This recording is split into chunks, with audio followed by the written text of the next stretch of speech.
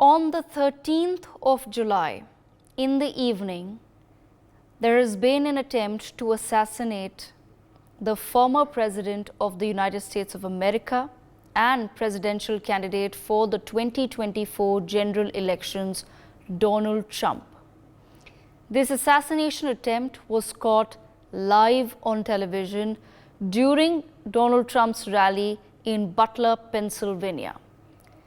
Donald Trump was seen ducking under his podium after he felt a bullet raze his right cheek and ear. We will now, over the next half an hour, analyze screen by screen what really went down on the fateful evening of 13th July. On your screen, viewers, you can see a minute-by-minute breakdown of what exactly happened from the beginning of the rally. You can see Donald Trump arrives enthusiastically at the rally site in Butler, Pennsylvania. He gets on the stage, he waves at the crowd while the crowd is heard cheering and chanting USA, USA. You can see 5 security guards there accompanying Donald Trump as he makes his way to the stage in Butler, Pennsylvania for his rally. He then proceeds towards the stage and he starts his speech. He looks quite delighted as he is moving towards the crowd. There you can see he's mingling there a little bit with the crowd. He's cheering them on. There you see Donald Trump. He's also clapping there. And of course, he is just engaging with the crowd before he begins that speech.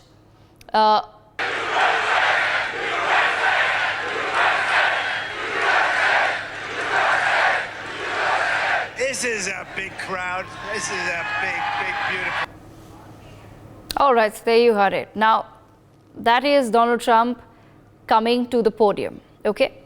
6 minutes into Donald Trump's speech, he starts talking about illegal immigration in the United States of America. Do we have that? Amount of illegal immigration ever in recorded history into our country. And then the worst president in the history of our country took over. And look what happened to our country. Probably 20 million people. And you know, that's a little bit old, that chart. That chart's a couple of months old. And if you... All right. So 10 seconds later, right there, you will hear, viewers, the first gunshot. So Donald Trump, he's arrived. He's engaged with the crowd. He's gone to the stage. This is 6 minutes into his speech. He's talking about illegal immigration. He's taking some pot shots at Joe Biden. 10 seconds after that, you will hear the first gunshot. He says, and I'm quoting here, "Take a look what happened." And the first gunshot is heard. Let's go ahead. Want to really see something that said, take a look at what happened.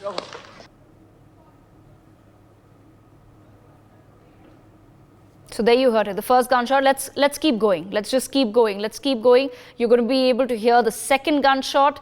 Then there's going to be a third gunshot. So after the second gunshot, Donald Trump realizes what has happened. After the third gunshot, he actually ducks. He goes behind the podium. He's very quick to react. Then you hear 3 more gunshots are fired at once. And that's where the Secret Service, all your security agents, come on the stage and they create a sort of a human shield around Donald Trump. You can see that the crowd at this point in time has also started realizing what really has happened. And you see the crowd also moving around. Let's quickly hear the entire sequence.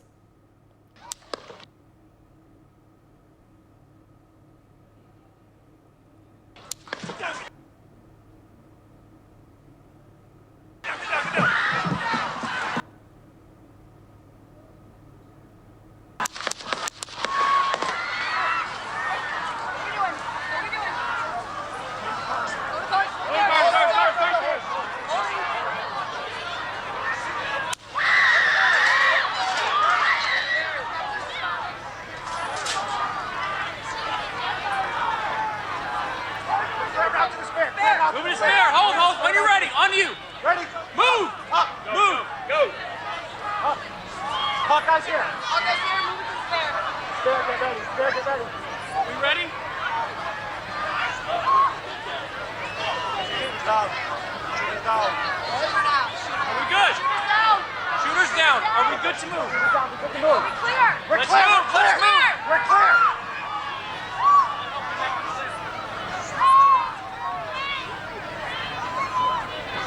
Come on. Let me get my shoes. Let me get my shoes. I got you, sir. I got you, sir. Let me get my shoes. Hold that in your head. It's bloody. So we gotta move to the bus. Move to the bus. Let me get my shoes. Okay, my shoes down. My shoes. Watch out.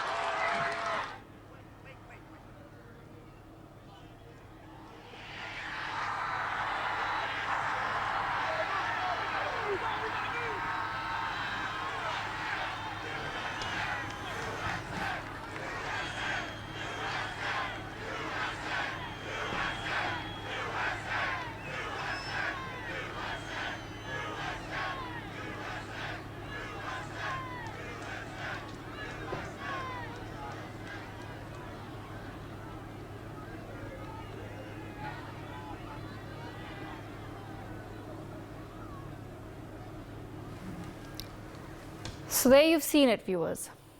That was the entire sequence of events as they have unfolded on the 13th of July in the United States of America, in Butler, Pennsylvania, where former President Donald Trump was holding his presidential election rally.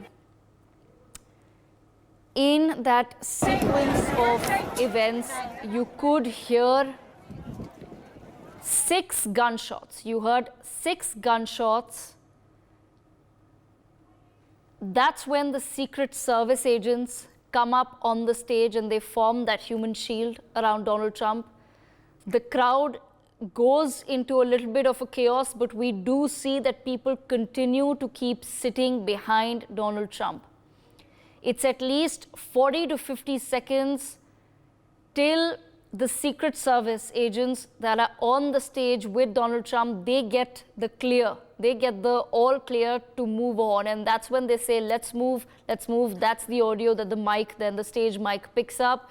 Donald Trump is picked up by the Secret Service agents. He's, of course, a little bit shaken, but you see that he comes back very quickly. He says, let me get my shoes. I need to wear my shoes. Let me get my shoes. And while that is happening, he also then once again takes a pause and he says, wait, wait. And he takes out his fist from in between the Secret Service agents and he raises his fists when he says, fight, fight, fight. And that's when they start bringing him down the stage. And the crowd at the back, despite 2 injuries and 1 person being critically shot, they start chanting once again, USA, USA, and that's precisely what has happened. I have with me Ambassador Bhaswati Mukherjee and Professor Madhav Nalapat also with us on the broadcast to take us through their perspective of what has happened. This is not a mere incidence of political violence, but it has very large political implications. It has large implications for bigger conversations that the American society ought to be holding at this point in time about a culture of political violence and gun violence, and at the same time, the psychology of a man who is now in the very last months of putting up a brave face for the American public as he stands up against the Democrats' Joe Biden. I'm going to take this conversation. I'm going to start with Ambassador Mukherjee. Ambassador Mukherjee, when you saw the entire video or the sequence of events of how it has taken place, I just want to understand from you, ma'am, from a psychological perspective, Donald Trump there at his rally, everything is going fine. He feels something on his ear. He's very quick to respond. He's very quick to duck under the podium. There's, like I said, 6 gunshots before you actually see a security cover shield him. And then moments later, 1.5 minutes later, he gets up with the Secret Service agents, and he's still trying to send out a message. What does that tell you about the psychology of Donald Trump and also the message that he sent out to the American public? Well, in the first instance, Devika, this is a country where you can buy bullets, I'm told, at grocery stores, vending machines. This is a country where anybody can walk in and buy a gun. There is absolutely no control on gun culture and violence.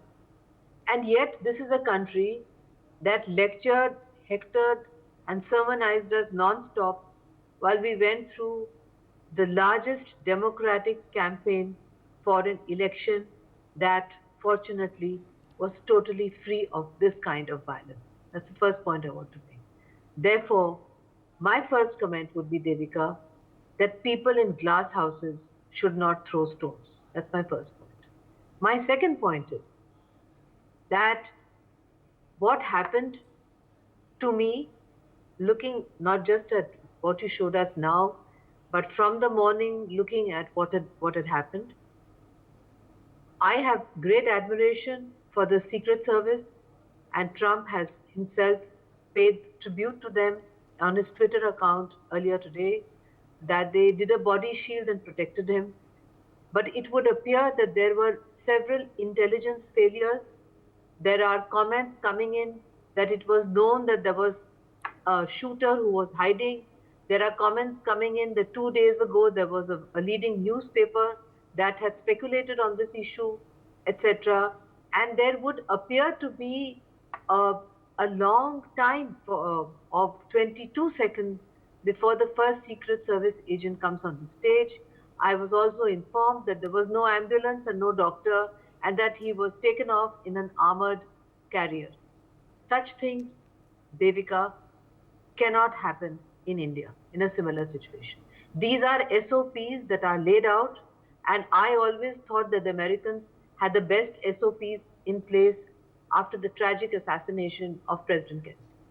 Thirdly, you asked what is my view on the manner in which he reacted.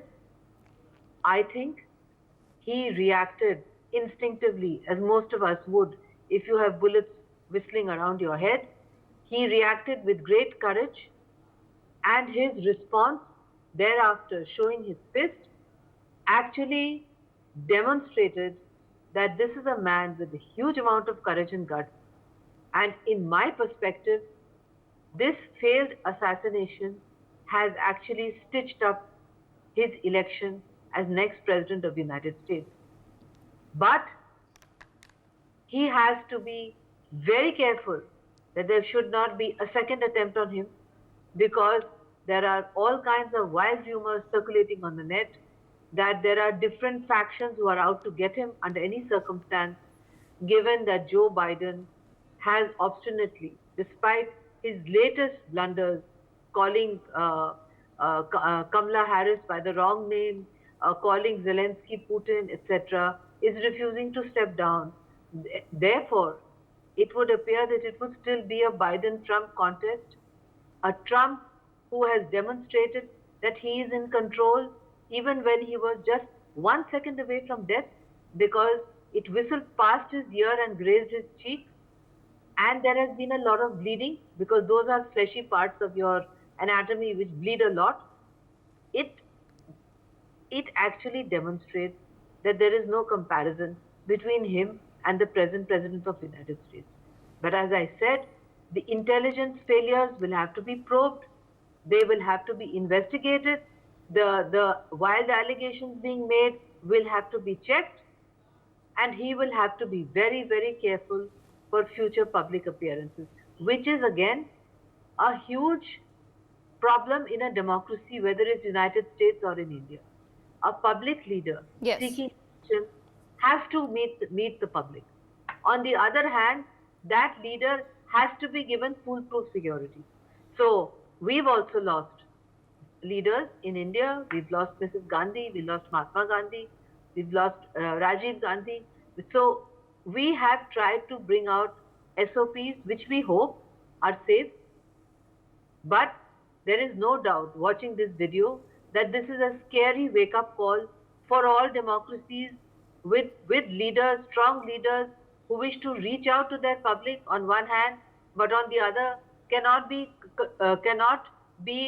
exposed beyond a point because of those crazies out there. And I'm afraid, Devika, from what I've heard and seen, United States Posted on social media about gun violence itself. He said that the Democrats are committed towards regulating the gun laws, towards banning guns in America, whereas Donald Trump will never go against the gun lobby of the United States of America.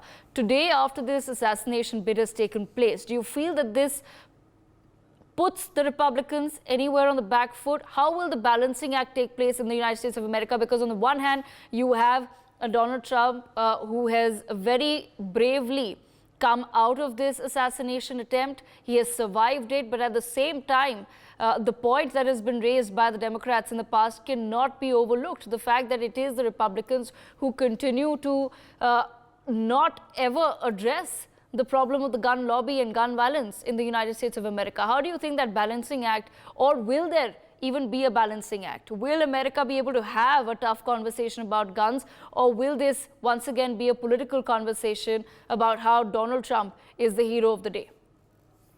Well, I'd like to say that both Obama and Biden tried to have some additional safety checks on gun sales. And yes, the Republicans were opposed to that. They blocked it. But having said that, I want to point out, Devika, that I think Biden is toast if he faces Trump now, because every other person in the United States, if not everybody, is going to blame him for the attempted assassination of Donald Trump. In the first place, you have multiple reports of this individual carrying a rifle, jumping from roof to roof, which is astonishing. He was noticed by several people in the crowd, and they pointed it out to law enforcement. At that point in time, he ought to be neutralized well before the first shot, while he was jumping, for example.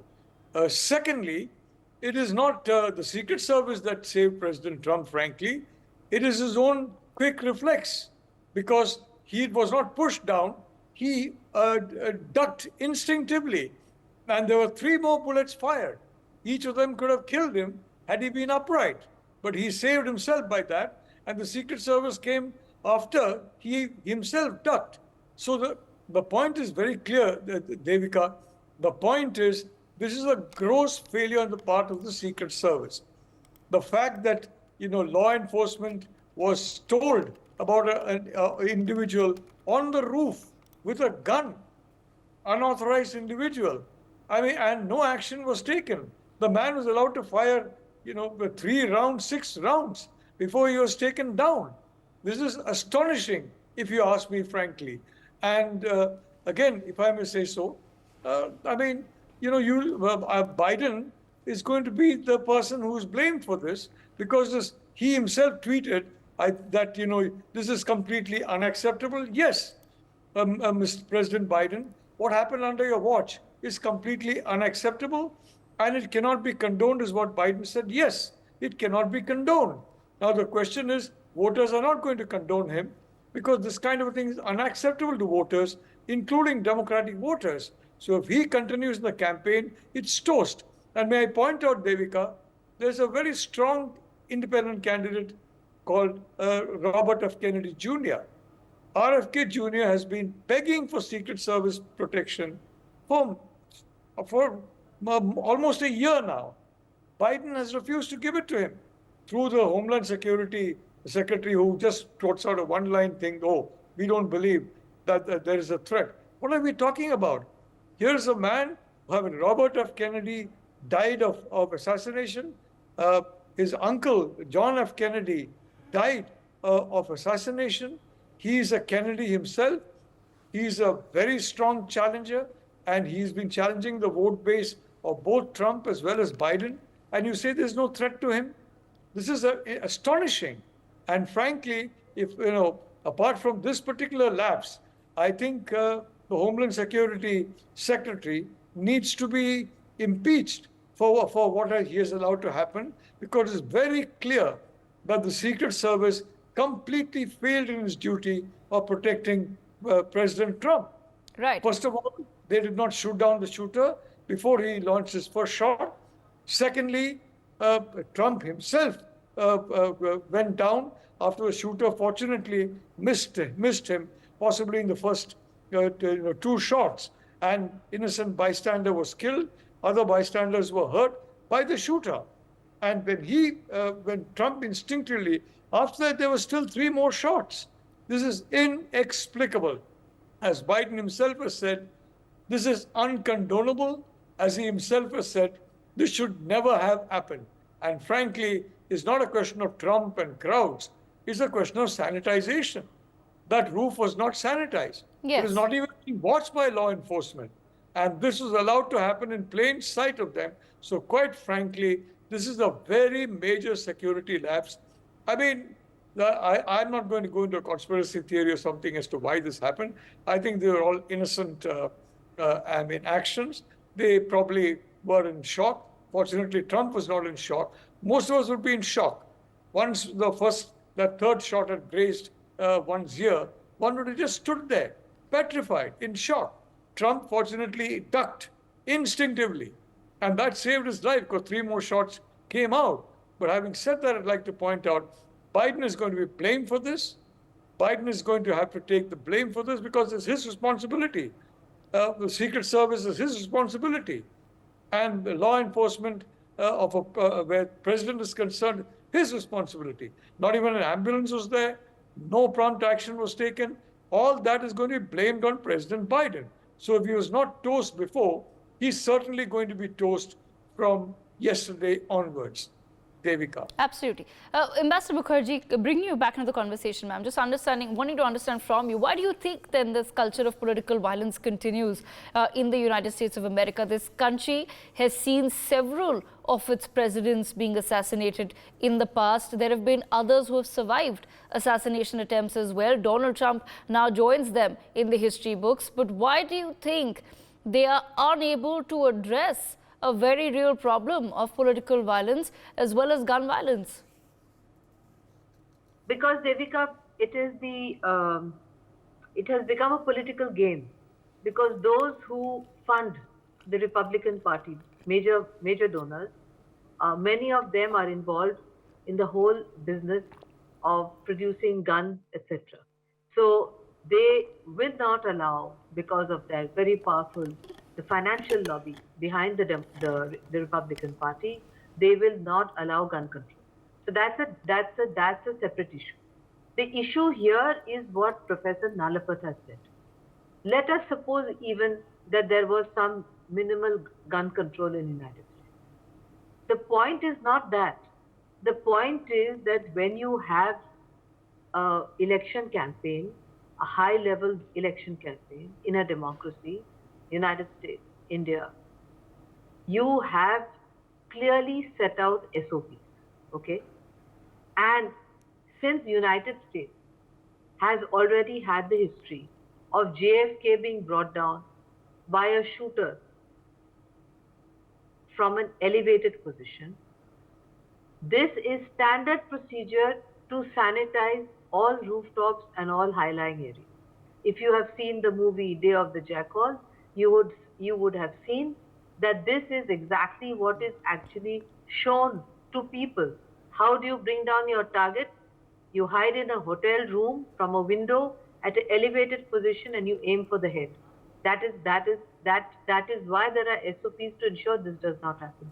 The other and very troubling question is that if there is a failure in this particular incident, intelligence failure to go after the target and sanitize the target, failure of the Secret Service in responding too slowly. There is also another issue here, which was brought out by some people on Twitter today, which is that by killing the assassin in the manner they did, there is no manner in finding out, was he part of a larger conspiracy? Who was he? What was his background? Who put him up to it? Etc. Because the assassin has been sanitized. And this is part of a lingering culture in United States, not in India, in United States, where when an assassin has brought down a president or an important person, invariably that assassin is then brought down by another assassin.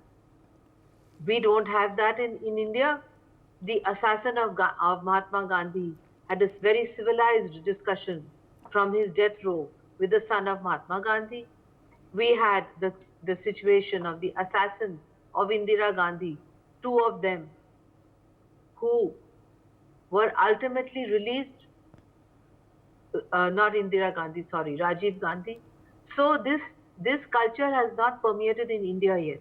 But in Right. US, and what people are asking, Devika, is that by neutralizing him to the extent that he is immediately dead, when he should have been neutralized earlier but kept alive so as to find out who was behind it, now there is no way to find out whether it was a larger conspiracy or an individual mad person who wanted to bring down Trump. That is very important for Trump's future security, because the elections are in November. It's a long way off. He is going to be nominated for the ticket. He will have to go state to state campaigning. That's the way it's done, right? So who's going to assure that security in the absence of any knowledge about the assassin and how it happened? That is a very troubling and tricky issue. Right, And absolutely. so part of the, not a conspiracy theory, it's a strange coincidence that when they have had these kind of attempts or successful attempts, invariably the assassin is taken down by another assassin. For more such videos, subscribe to the NewsX YouTube channel, hit the bell icon.